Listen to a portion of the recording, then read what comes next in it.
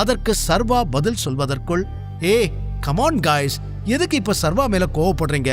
நாம கூப்பிட்டதுனாலதான் அவன் பார்ட்டிக்கு வந்திருக்கான். சோ அவனை இன்சல்ட் பண்ண கூடாது. சர்வா, உனக்கு என்ன வேணுமோ நீ சாப்பிடு, நான் பில் பே பண்ணிக்கிறேன் என்று பெருந்தன்மையாக கூறினான் கிருத்திக். வாவ் கிருத்திக், நீ எவ்வளோ ஸ்வீட். அவனுக்காக நீ பில் பே பண்றேன்னு சொல்ற, ஆனா அவனை பாரு, எதுக்குமே ரியாக்ட் கூட பண்ணாம அப்படியே இருக்கான். சர்வா, உனக்காக தான் கிருத்திக் இவ்ளோ பேசுறான், அவனுக்கு ஒரு தேங்க்ஸ் கூட சொல்ல மாட்டியா என்று கேட்டாள். இப்போது அனைவரது பார்வையும் சர்வாவின் பக்கம்தான் திரும்பியது. அவன் தேங்க்யூ சொல்வானா என்பதை ஆவலோடு பார்த்தனர். இன்னொரு புறம் சர்வா கோபத்தில் கொதித்துக் கொண்டிருந்தான். நடக்கும் எதையும் அவனால் பார்த்து கொண்டு பொறுமையாக இருக்க முடியவில்லை.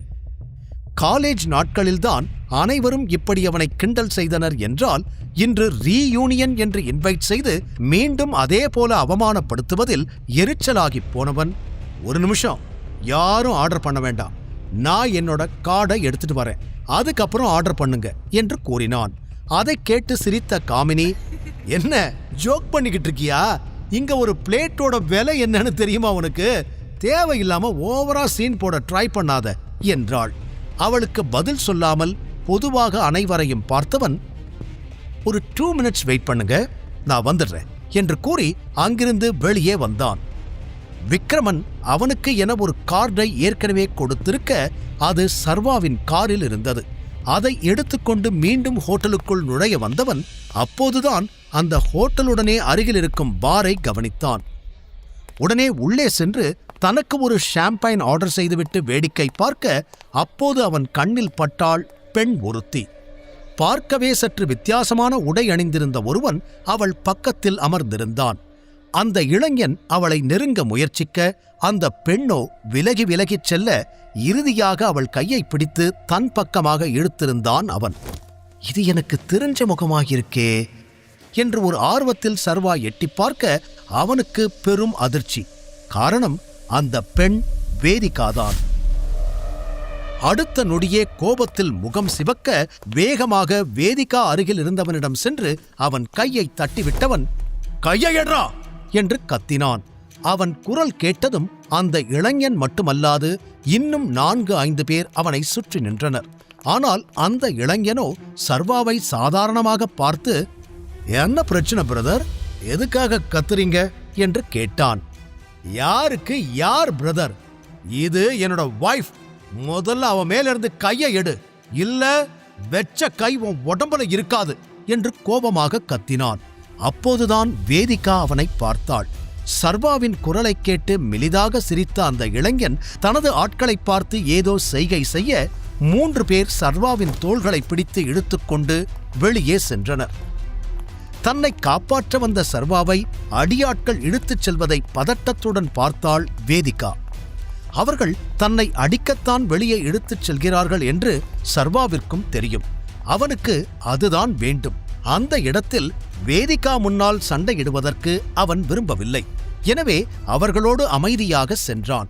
அந்த பாருக்கு பின்னால் இருந்த கதவின் வழியே அவனை வெளியே தூக்கி எறிந்தனர். அந்த இடமும் சற்று இருட்டாகவே இருக்க, இந்த இடம் கரெக்டா இருக்கும், இப்ப யாரும் வீடியோ போட்டோ எடுக்க மாட்டாங்க என்று உறுதிப்படுத்திக் கொண்ட சர்வா எழுந்து நின்றான். அப்போது, இன்னொரு டைம் இங்க உன்னை பார்த்தேன், கொன்னுடுவேன், ஓடி போயிடு இங்கிருந்து என்று ஒருவன் மிரட்ட, எட்டி அவன் வயிற்றிலேயே உதைத்தான் சர்வா. அடுத்து வந்த 2 பேரும் சர்வாவை அடிக்க வர, இருவரையும் அடித்து கையை உடைத்து கீழே தள்ளி இருக்க, அவர்கள் வலியில் துடித்தனர். அப்போது ஒருவனது சட்டை காலரை பிடித்து தன் பக்கமாக இழுத்த சர்வா, உள்ள என் வைஃப் பக்கத்துல உட்கார்ந்திருந்த பொறுக்கி யாரு என்று கோபமாக கேட்டான். அவரு எங்க பாஸ் விக்டர்.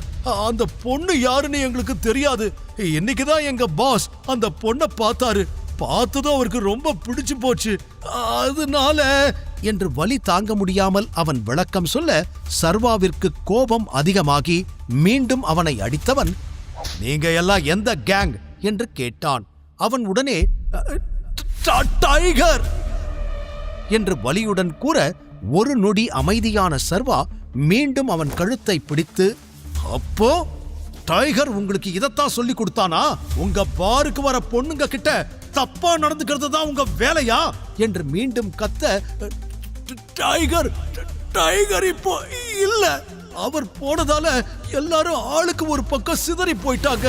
யாரும் யார் பேச்சுக்கும் கட்டுப்படுறது இல்ல. தனித்தனியா நிறைய கேங் ஃபார்ம் ஆயிடுச்சு.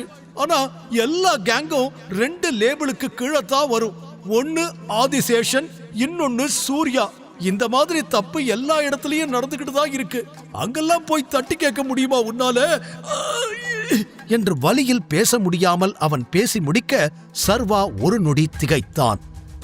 அப்பா இறந்ததுக்கு அப்புறம் இங்க நிறையவே மாறி இருக்கு, எல்லாத்தையும் சரி பண்ணணும் என்று மனதிற்குள் நினைத்து கொண்டவன் பிறகு எந்திரி என்று அவனை எழுப்பி நிற்க வைத்தவன், முதல்ல ஹாஸ்பிட்டலுக்கு போ, உன்னோட மெடிக்கல் பில்ல விக்ரமன் ஆபீஸுக்கு அனுப்பி வை, அவங்க பே பண்ணிடுவாங்க என்று கூறினான்.